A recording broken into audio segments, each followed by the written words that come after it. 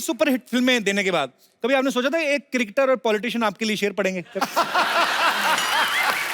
बड़ा बदमाश बंदा है यार। नासा जी आपको बताएं, फेवरेट हमारा वो है, वो जो अपना थर्ड फ्लोर वाला पिक्चर। थर्ड फ्लोर कौन सी है? अरे तीसरी मंजिल यार। कल हम बाहुबली देखने गए थे, तो वहाँ इंटरवल में सारे लोग आकर इससे कहने लगे, कटप्पा मेरे साथ एक फोटो खींचा ना, कटप्पा मेरे साथ एक फोटो प्लीज।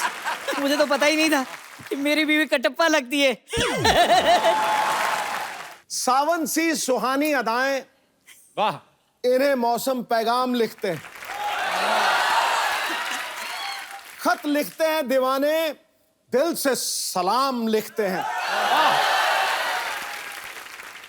इंडस्ट्री में ना कोई हुआ ना ऐसा कोई होगा, हम डांस के पिछले और अगले 100 साल इनके नाम लिखते हैं।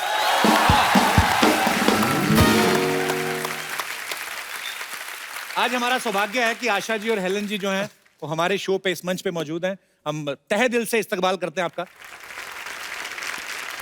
पाजी, जब फिल्म रिलीज होती थी ऐसा भी होता था कि डिस्ट्रीब्यूटर ये बोल देते थे कि फिल्म तो कंप्लीट है लेकिन हेलन जी का गाना कहाँ है इसमें। तो हेलन जी का गाना एक डालना पड़ता था। तो हेलन जी, आपने ये डांस कहीं से ट्रेनिंग ली थी हेलन जी, आपने कहीं?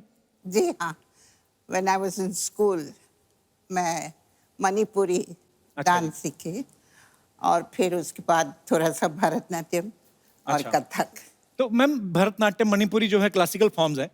पहले जमाने में mythologies you would do Bharatanatyam steps, am I right? Yes. Those costumes and all. So you need the stance of Bharatanatyam. जी। So that's what I learned. Okay.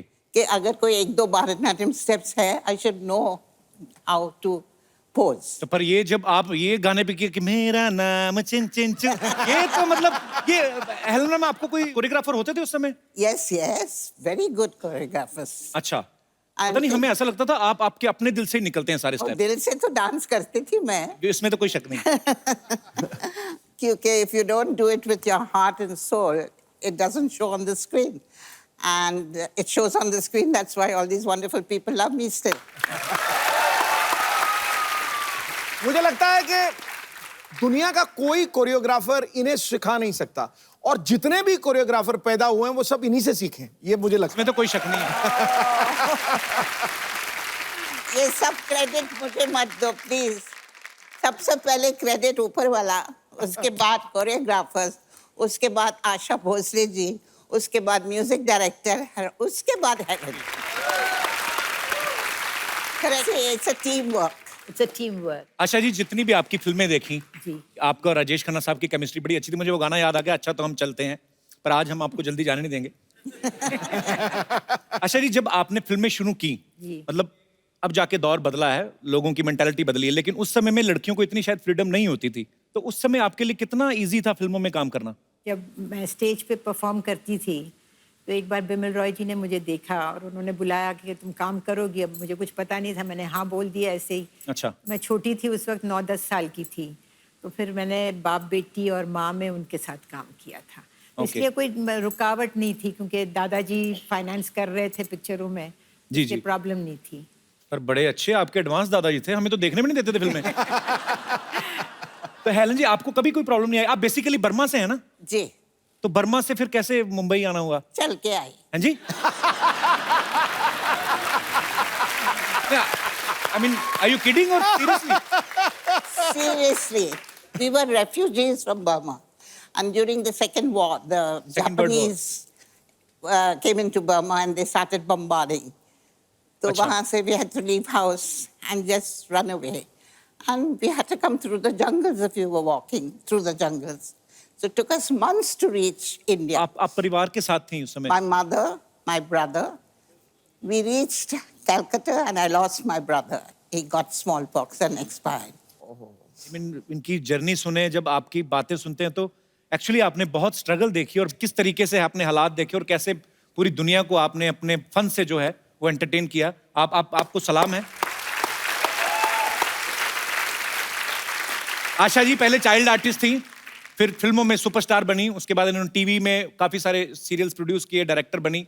आज इनकी ऑटोबायोग्राफी रिलीज हुई है। हेलन जी बर्मा से आके करोड़ों दिलों पे छा गई, पद्मश्री से नवाजा जा चुका है। पाजी, इतना सब होने के बावजूद आपने कभी सोचा था आपको ऐसे लाइव देखने का मौका मिलेगा? मतलब मैं तो बोल रहा हूं, सवाल ही नहीं पैदा हो रहा हूं। हुई हुई हुई हुई।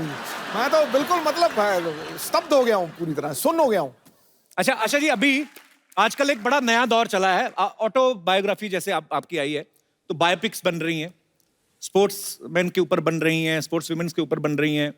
अगर आपके ऊपर कोई बायोपिक बने तो आज के दौर की ऐसी कौन सी अभिनेत्री है, आपको भी हेलन जी सेम सवाल है, कि कौन है ऐसा जो आपको लगता है कि आपका किरदार बाखूबी निभा सकता है? मेरे हिसाब से, क्योंकि मैं कुछ ग्लैमरस बबली लड़की थी, तो मेरे हिसाब से Alia Bhatt would be the right person. Congratulations Alia, compliment for you. Helen ji, आपका अगर बायोपिक बने तो आपको क्या लगता है कौन कर सकता है आपकी बायोपिक बड़े अच्छे से? I think Padukone. I love you ma'am. Deepika अगर इनकी बायोपिक करें तो मैं तो जितनी देर लगी रहेगी मैं उधर ही रहूंगा थिएटर में। एक तो हेलन जी की बायोपिक, ऊपर से दीपिका। आपको ये पता था कि I have a very soft corner for Deepika? I didn't know that. If I knew, I wouldn't have said it. Salman Khan आपके बेटे हैं, इतना आपको प्यार करते हैं, मैं भी आपके बेटे जैसा ही हूँ। ऐसे दीपिका को बोल दो मैम, थोड़ा आपको बोलो लड़का अच्छा है, देख लो। मुझे बोलने की जरूरत नहीं है, पूरा दुनिया मालूम है अच्छा है। हेलन जी, आशा जी, आशीर्वाद दीजिए, बड़ा खुश हुए हम आज आप दोनों को देख के, बता नहीं सकते। What is up brother? Asha ji, हमको बड़ी आशा थी कि आशा जी से एक दिन मुलाकात होगी, और लीजिए आशा जी आ गई और हमारी आशा पूरी हो गई। तो हेलन जी भी आई हैं, उनके लिए क्या किया था? हाँ, ये आपने आशा सवाल किया है। लीजिए, इधर भी आशा कैसे हमने यूज कर लिया। नहीं यार, अब हेलन जी के आने का भी हमें आशा ही था, अब हेलन जी के आने का हमें हेलन जी तो हो नहीं सकता। लेकिन आशा जी आपको बताएं, फेवरेट हमारा वो है, वो जो अपना 3rd फ्लोर वाला पिक्चर। 3rd फ्लोर कौन सी है? अरे 3री मंजिल यार। ये आदमी का आप रहने दीजिए, इनका थोड़ा सा ना अंग्रेजी में पैदल चलता है। उस दिन हमसे कह रहे हैं कि देख देख क्रिकेट का जिंदा मैच आ रहा है। हमने कहा जिंदा मैच क्या होता है? फिर पता चला लाइव का बात कर रहे हैं।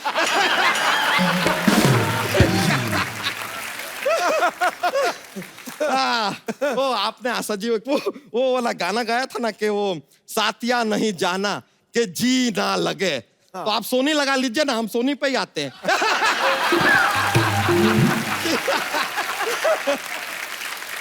That's just a jokes, ऐसा जोक्स हमारा ऐसा फ्लो हो जाता है कभी कभी, शरीर में टिकता नहीं जाता तो। लेकिन आपका वो फेवरेट फिल्म तो हमारा वो वाला है, वो जो स्पोर्ट्स के ऊपर था। स्पोर्ट्स पे इनकी कौन सी फिल्म आई? कटी पतंग यार। अरे वो कौन सी स्पोर्ट है वो? अरे पतंग flying is a outdoor sport, आपको पता ही नहीं है?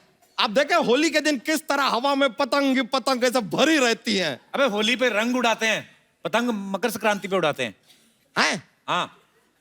अरे यार, हमने तो होली पे पतंग उड़ा दिया यार। अच्छा, काम की बात भी कर लिया कर, तू मेहमान आए तो क्या फालतू। हाँ, अरे ग्वालियर में ना एक नया पागल खाना खुला है। अच्छा, ये क्या बात हुई? ये आपके काम की बात हुई।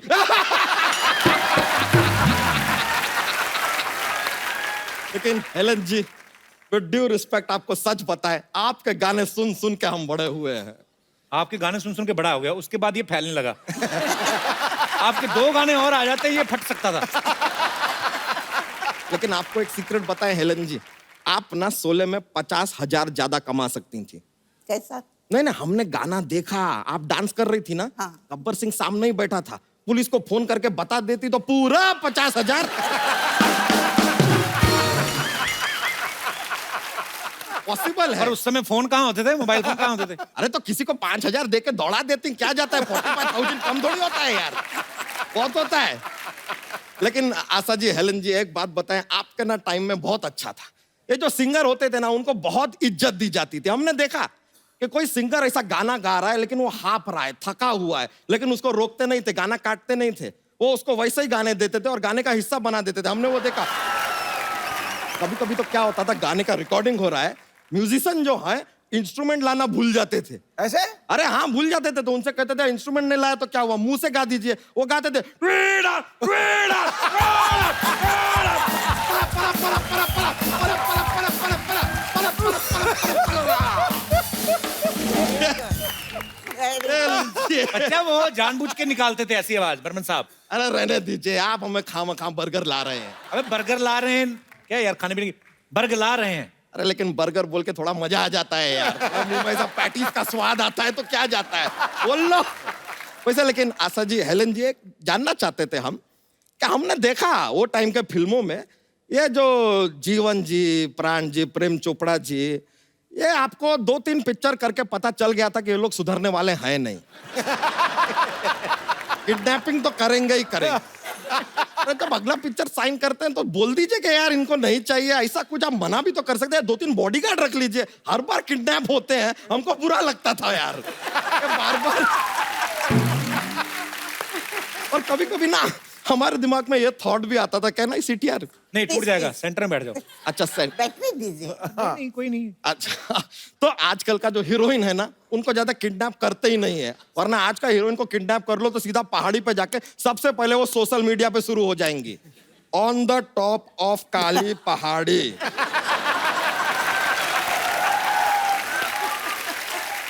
Waiting for hero, feeling kidnapped with Samba and 30 others. वैसे सच बताएं, आपके साथ अगर धर्मेंद्र जी यहाँ पर आए होते ना तो हमसे मिलकर बहुत खुश होते। क्यों? फैन से मिलकर खुश होते हैं यार लोग, आपको क्या प्रॉब्लम है यार? अच्छा बच्चा, बात तो सुन। आज बोलिए। आज आशा जी आई हैं, हेलन जी। आज ही आई हैं। जॉक्स तो सुना।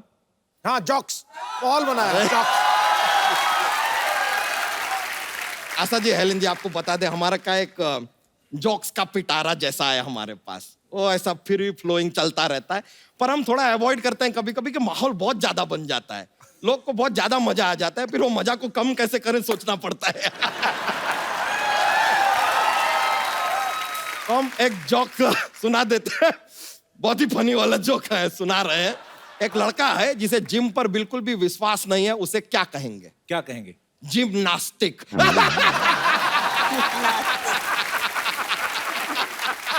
नास्तिक, जिम्नास्टिक। सॉरी मायलोपोजी। वैसे बहुत खुशी हुआ आपसे मिलके, हम उम्मीद करते हैं कि आपको भी मजा आया होगा। हम चलते हैं अब, आशीर्वाद दीजिए। हाँ, God bless you. Thank you so You're much, very good. Thank you very much. अच्छा हम चलते हैं, नमस्ते, थैंक यू, बड़ा मजा आया। चलते हैं।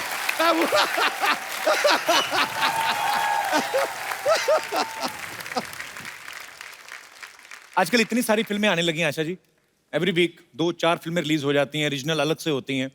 उस समय बहुत कम फिल्में आती थी। उस समय मैम जब आप पब्लिक के बीच में जाते थे, आप लोग कैसे पब्लिक अपीयरेंस करती थी? ऐसे ही चले जाते थे। ऐसे ही? मैं बुर्का पहन के जाती थी। तो मतलब उस समय तो इतना जबरदस्त क्रेज, तो हमें अभी तक याद है कि हम बचपन में जब देखते थे, तो मैंने तो एक किस्सा आपका ये भी सुना कि चिन चिन चू जब आया था, जी तो उस समय आपको मेरे ख्याल से ट्रैफिक सिग्नल पे घेर भी लिया था लोगों ने। जी। और माय मदर इतनी खुश हो गई, first time Helen was recognised. अच्छा। तो उन्होंने क्या किया, उन्होंने मेरे सर को विंडो से बाहर किया और कहा, हाँ हाँ ये हेलेन है।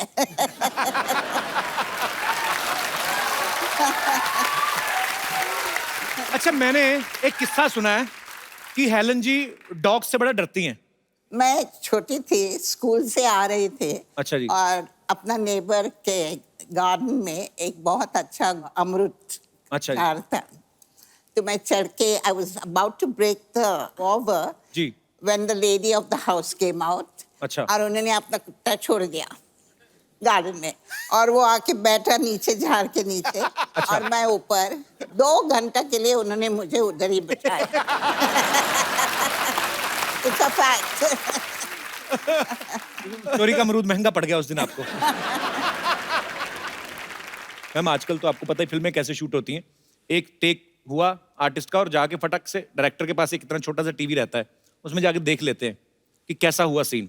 उस समय तो मॉनिटर भी नहीं होते थे मैम, नहीं। और डिजिटल कैमरास भी नहीं होते थे। बिल्कुल नहीं। उस समय आप कैसे डिसाइड करते थे कि सीन अच्छा हुआ कि नहीं हुआ? नहीं, जब टेक होता था तो अगर मुझे लगता था कि नहीं मैंने कुछ ठीक नहीं किया है तो रिक्वेस्ट करते थे डायरेक्टर को कि भाई एक रीटेक कर लेते हैं। अच्छा। तो वो अगर डायरेक्टर को लगता था कि इससे बेटर शॉट हो सकता है तो वो मतलब वो अलाउ करते थे। उसी तरह डायरेक्टर को अगर लगता था कि शॉट ठीक नहीं है जी। तो वो फिर रीटेक करवा लेते थे। मतलब डायरेक्टर की आंख इतनी तेज थी कि जी। उनको मालूम था कि किस तरह का शॉट हो रहा है। पर एक्चुअली इतना बदलाव आ गया ना मैम, आजकल तो टेक्नोलॉजी का इतना सहारा लेते हैं। मुगले आजम में पहले जितने सैनिक चाहिए होते थे उतने ही खड़े करने पड़ते थे, अभी तो 100 खड़े करके 1000 बता देते हैं। जैसे अभी बाहुबली आई ना, उसमें जितने हाथी दिखाए इतने टोटल हिंदुस्तान के जंगलों में नहीं है जितने बाहुबली में उन्होंने दिखाए। कार भी ऑटोमेटिक आ गई है आजकल, तो अगर विलन ने बैठा किसी ने शीशा नीचे करना ऑर्डर देना तो अच्छा लगता है, ऑटोमेटिक दबाया शीशा अपने आप नीचे जा रहा है, फिनिश हिम, शीशा ऊपर। पहले अजीत साहब वगैरह बेचारे हाथ से घुमाते थे रॉबर्ट, और उनको कंधा भी रोकना पड़ता था ताकि पता ना चले कि हम शीशा नीचे कर रहे हैं, धीरे से करके रॉबर्ट फिनिश हिम।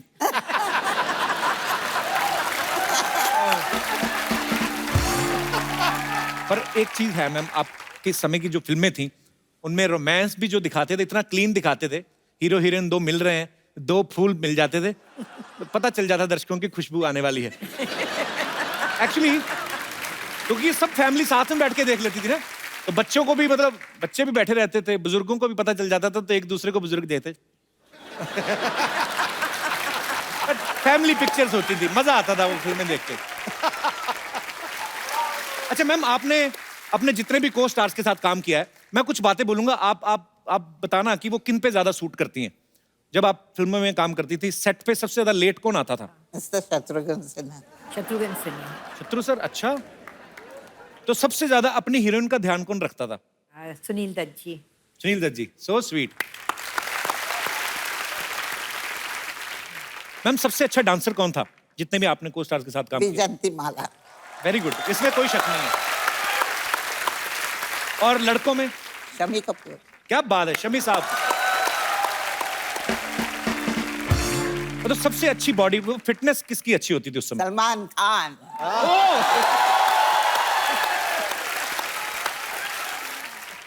अच्छा, जैसे आजकल फिल्में आती हैं तो हीरो हीरोइन जो हैं अपने गाने के हिसाब से कि जैसा परफॉर्म करना है वैसे ड्रेस देख लेती हैं। आप इतनी भारी भरकम साड़ियां पहनती थी, इतने खूबसूरत हेयर स्टाइल, मुझे नहीं लगता कि 60-70s के बाद कोई ऐसा दौर हुआ है। मतलब उस समय हेयर स्टाइल जो है उनके कॉपी किए जाते थे आपके। लोग बोलते थे कि ये साधना कट है, ये आशा जैसा हेयर स्टाइल है, उनके जैसी साड़ी है। इतने अच्छे अच्छे हेयर स्टाइल, भारी भरकम जूड़े भी होते थे हीरोइन के। कैसे मेंटेन करते थे मैम? आपको कोई प्रॉब्लम नहीं आती थी? नहीं, प्रॉब्लम तो नहीं आती थी, लेकिन हाँ तकलीफ बहुत होती थी क्योंकि बहुत सारे पिन्स डाले जाते थे बालों में। और हेलन जी, आप तो ऊपर से डांस भी करना। वो तो सब ठीक है, लेकिन जब भी पैकअप आवाज सुनती ना जी। तो you should have seen me. I would go into the makeup room, सब निकाल दो।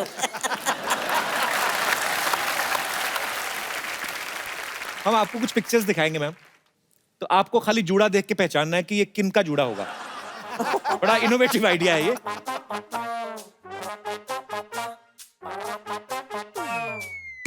बबीता। बबीता। अच्छा, ओके, नेक्स्ट। मुमताज। ताज। क्या बात है, ये है friendship.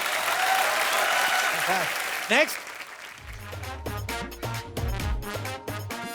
That looks like Sadhana.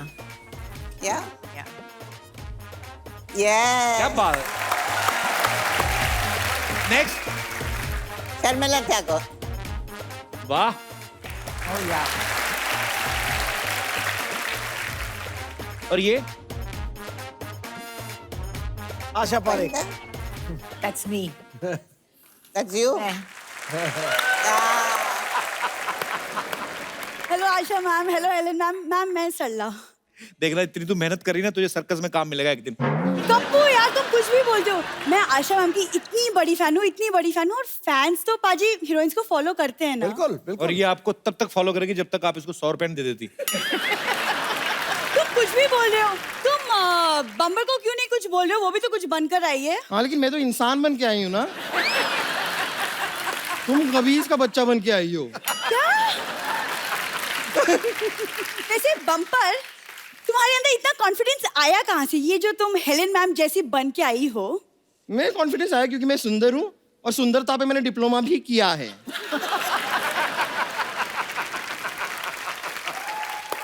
तुम चुप रहो। आशा मैम, मैं ना आपसे बहुत रिलेट करती हूँ कि मेरा जीवन भी ना बिल्कुल कटी पतंग है। नहीं नहीं, कटी पतंग नहीं, इनका जीवन फटी पतंग है। लेकिन आशा जी, मैं आपको सच बताऊं, आपके गाने से ना सबसे ज्यादा इंस्पायर अगर कोई हुआ है तो वो है बप्पी लहरी जी। कौन से गाने से? नहीं, आपका वो गाना था ना कि सोना ले जा रे, वो सारा का सारा सोना ले गए। मैम, आपकी फिल्म थी ना तुलसी तेरे आंगन की, ये देखिए, बरगद मेरे आंगन का। तुम दोनों को नहीं पता एक बात का कि तुम लोगों को क्या लगता है ऐसे कपड़े पहन के आओगी तो हमारे मेहमान इंप्रेस हो जाएंगे? मुझे तो सिद्धू जी ने कहा था। क्या? हाँ, मैंने क्या कहा था वो? इन्होंने मुझे कहा था कि एकदम हेलन जी की तरह बन के आई है। सच में हेलन जी, मैं मजाक नहीं कर रही हूँ, ये आपके बहुत बड़े फैन हैं। आपको पता है, एक बार ये क्रिकेट खेलने के लिए उतरे थे मैदान में, आपका गाना बज गया कि पिया तू अब तो आ जा, पहली बॉल में आउट हो के आ गए। करला, एक बात बताओ, इधर आओ, बैठो। चलो, इसके दिमाग में तो भूसा भरा है, तुम्हारे पास तो दिमाग है घुटनों में, तुम उसका इस्तेमाल करती? कप्पू, आशा मैम मेरी आइडल है मैम, मैं बिल्कुल आपकी तरह बनना चाहती हूँ। उस दिन पहले भी इसने ट्राई किया था, आपको पता है? इसने इतना बड़ा जूड़ा बना लिया, गर्दन लटक के जमीन से जुड़ गई और फिर 2 पैरों पे और एक सर से ऐसे चल के आ रही थी। मत किया अगर ऐसे काम सरला तू। कप्पू, तुम कुछ भी मत बोला करो। मैं ना हेलेन मैम से टिप्स लूंगी। मैम, आपकी फिल्म में जैसे गुंडे आपको किडनैप करते थे और फिर हीरो आपके बचाता था, तो मैं भी चाहती हूँ कि आप मुझे टिप्स दें ताकि कोई गुंडा आके मुझे भी किडनैप करे और फिर कप्पू आके मुझे बचाए। गुंडों से बात हुई थी, वो माने नहीं, कहते नहीं। मतलब? बोलते हम भी बहू बेटियों वाले, क्यों उठाएं किसी को? तुम नहीं, लेकिन सच में देखा जाए तो इसे किडनैप करना ज्यादा मुश्किल है नहीं। मतलब इसको किडनैप करने के लिए कार भी ले जाने की जरूरत नहीं है, इसे ऐसे पॉकेट में डाल के लेके आ सकते हैं और इसे ऐसे बांधने के लिए रस्सी की भी जरूरत नहीं पड़ती है। और इसे तो बेहोश करने के लिए क्लोरोफॉर्म भी नहीं चाहिए। इसको बेहोश करना है ना, थोड़ा सा जोर से बोलिए चुप, ये सुन के बेहोश हो जाती है। कप्पू ने गलत कहा था, तुम्हारे दिमाग में भूसा नहीं, भूसा में थोड़ा सा दिमाग हुआ है। अब मुझे गुस्सा मत दिला वरना मैं तुम्हें घूसा मार दूंगी।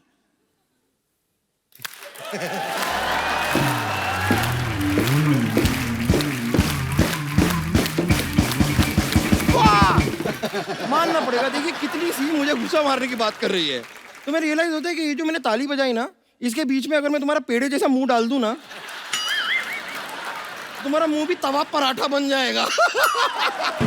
बम्पर, मैं तुम्हारा क्या करोगी? क्या करोगी? गुस्सा ना कर, तू बेहोश हो जाएगी। रहने दे। अनफ्रेंड करूंगी और तुम्हारे सारे पोस्ट डिसलाइक कर दूंगी। ओह! हाँ, मैं कितनी डर गई हूँ। ऐसा मत कीजिए प्लीज, मुझ पे दया कीजिए। देखिए कैसी फालतू की बात कर रही है। तुम्हें पता है, ऐसे मोटे मोटे होठों से ना ऐसी छोटी छोटी बातें अच्छी नहीं लगती। तुम अपने आप को बहुत बड़ी फैन मानती हो ना? हाँ, मैं हूँ। चलो हो जाए मुकाबला। चलो कुश्ती। इंसान और बैल की कुश्ती नहीं होती। आशा जी की ये बुक द हिट गर्ल हाल ही में अभी रिलीज हुई है, और जो आशा जी के फैंस हैं, जो उनकी जिंदगी से जुड़े किस्से जो हैं जानना चाहते हैं, आप लोग ये बुक पढ़ सकते हैं। आशा जी, मैं तो 2-4 दिन निकाल के आराम से पढ़ूंगा इसको। मुझे आप प्लीज अपना ऑटोग्राफ दे देंगे इस पे?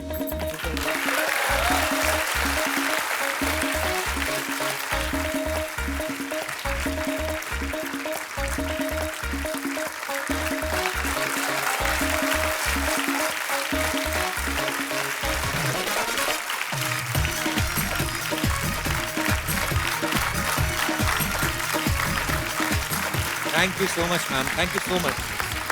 बहुत खूबसूरत गिफ्ट है मेरे लिए, thank you so much ma'am. पहचान तो लिया ही होगा बाबू मोशार।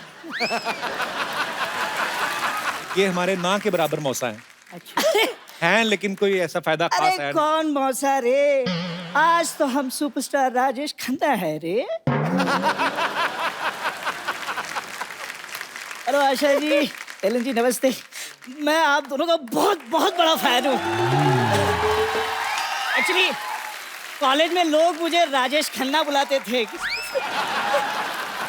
ओए झिंगुर, तू नहीं सुधरेगा।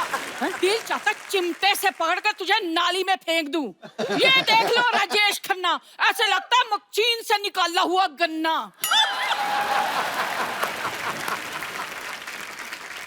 ओह my god. Hello Helen ji, hello Asha ji, hello Sidhu ji. Sidhu ji, मुझे ना आपसे एक शिकायत है। क्या? इतने सारे चौके छक्के मारे हैं आपने, इसे बॉल समझकर जरा सा हिला देते, क्या पता ये सुधर ही जाता। रिलैक्स। आप दोनों झगड़ा क्यों कर रहे हैं? अरे झगड़ा कौन कर रहा है रे? देख कप्पू, क्या है कि घर में 4 बर्तन हो तो खड़केंगे ही ना। हाँ, काम नहीं करेगा तो घर में 4 बर्तन ही रहेंगे।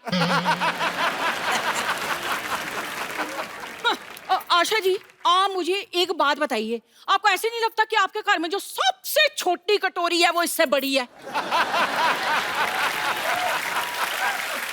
हाँ, तो इसके लिए जिम्मेदार भी तो तुम ही हो। हैं? वो भी तो बताओ। हेलन जी, मुझे एक चाय की प्याली नसीब नहीं होती और ये अपनी सेहत बनाने के लिए 20-20 लीटर दूध पी जाती है रोज। अच्छा, तो जब दूध वाला आता है पैसे मांगने के लिए तो उससे 2-2 हाथ कौन करता है?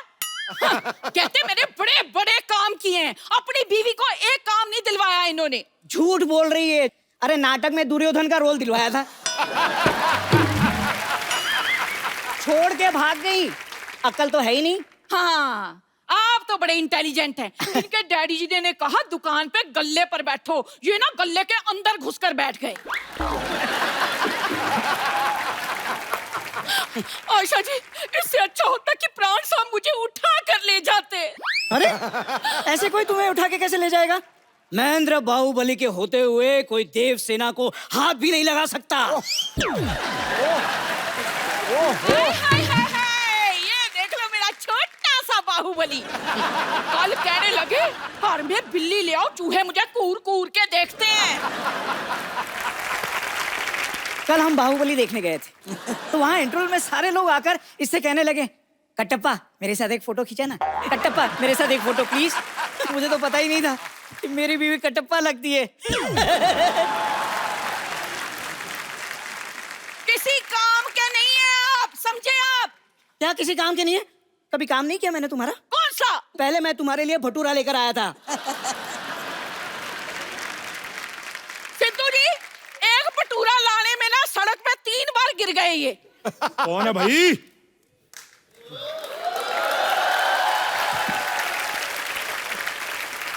कौन है जो हमारे भाई साहब को तंग कर रहा है?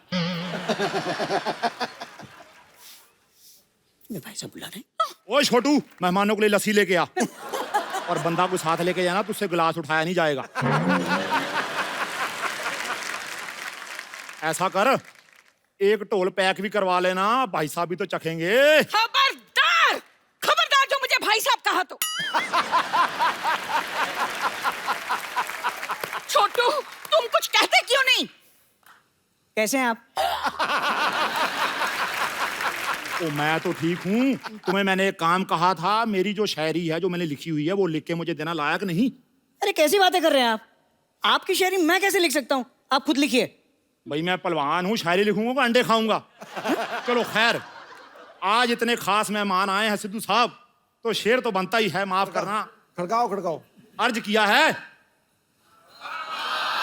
वाह, अर्ज किया है, जगह मिलने पर पास दिया जाएगा, बुरी नजर वाले तेरा मुंह काला, ओके टाटा बंटी दी गड्डी। देखा, कैसा ट्रक टाइप शेर सुनाया है इसने। ओफो भाई साहब, तो आप 10 रुपए की शेरो शायरी की किताब खरीद लेते। हाँ।